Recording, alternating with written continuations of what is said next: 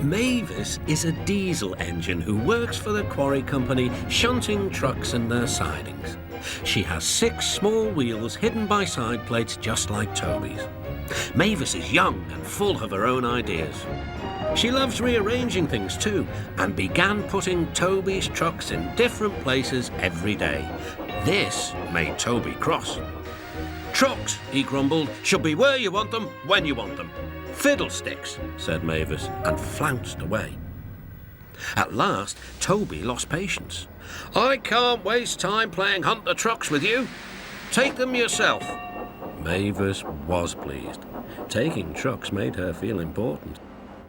At the station, Diesel oiled up to her. "Toby's an old fusspot," she complained. Diesel sensed trouble and was delighted. "Toby says only steam engines can manage trucks," continued Mavis. "How absurd. Depend upon it, Mavis. Anything steam engines can do, we diesels can do better." Diesel knew nothing about trucks, but Mavis didn't realise this. Toby's line crosses with the main road behind the station and for a short way follows a farm lane. Frosty weather makes the muddy lane rock hard and very slippery. Toby stops before reaching the lane. His fireman halts the traffic at the crossing and then he sets off again. By using the heavy trucks to push him along, he has no trouble with the frosty rails in the lane. It is the only safe thing to do in this kind of weather. Toby warned Mavis and told her just what to do. "I can manage, thank you," she replied. "I'm not an old fusspot like you." The trucks were tired of being pushed around by Mavis. "It's slippery," they whispered. "Let's push her around instead." On, they yelled. Mavis took no notice. Instead, she brought the trucks carefully down the lane and stopped at the level crossing. All traffic halted. "One in the headlamp for Fusspot Toby," chortled Mavis. But Mavis had stopped in the wrong place. Instead of taking Toby's advice, she had given the trucks the chance they wanted. Hold back, they cried. "Grrr, up," ordered Mavis. The trucks just laughed and her wheels spun helplessly. Workmen sanded the rails and tried to dig away the frozen mud, but it was no good. Everyone was impatient. "Grrr, ah," wailed Mavis. Toby was in the yard when he heard the news. "I warned her," he fumed.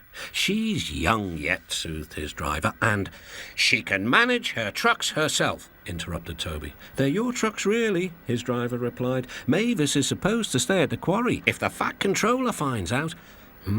Yes," said Toby thoughtfully. He and his driver agreed that it would be best to help Mavis after all.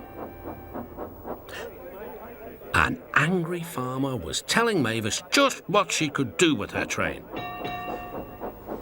"Having trouble, Mavis?" chortled Toby. "I am surprised." "Gosh," said Mavis.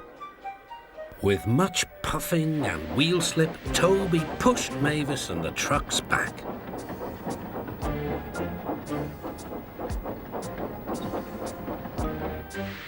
The hard work made his fire burn fiercely, and his firemen spread hot cinders to melt the frozen mud.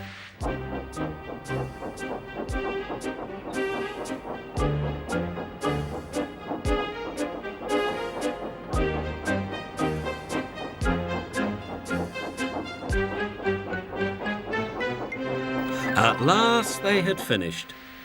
"Goodbye," called Toby. "You'll manage now, I expect." Mavis didn't answer. She took the trucks to the sheds and scuttled home to the quarry as quickly as she could.